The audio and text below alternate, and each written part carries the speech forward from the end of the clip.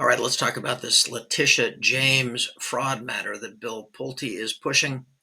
Let's take a look at what they are talking about here. All right.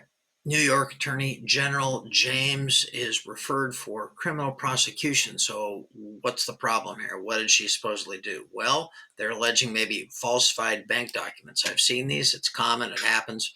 Uh, Much less common this day and age since Bank VOD came along, and there are ways to make sure that bank statements, etc., are legitimate before they're used for origination. But very interesting. Falsified bank documents. Interesting. That's easy to prove. Dead bang. One time I called a rep at Wells Fargo and I said, I need to talk to somebody about these documents that I've got. He said, send them on over. I did. I said, what is false on these documents? He said, it'd be easier for me to tell you what's true. I said, okay. So somebody had a field day with uh, altering documents.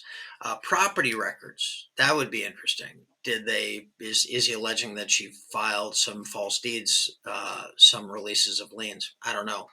Um, but those are pretty easy to prove. Then there's an allegation here that she's falsified her resident status. Very common. It happens quite a bit. Here's what's got me a little disappointed in this whole thing and makes me look like it's a home job. He's alleging, at least this is the CBS coverage of it, that in 1983, James and her father signed a note, yada, yada. I don't really care what happened in 1983. If you're in an argument with your spouse and you bring up something she did in 1983, it says more about you than your spouse.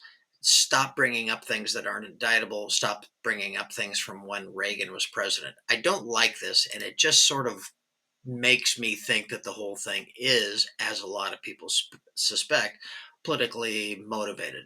I'm all for landing on people who falsify bank documents. I think that's great.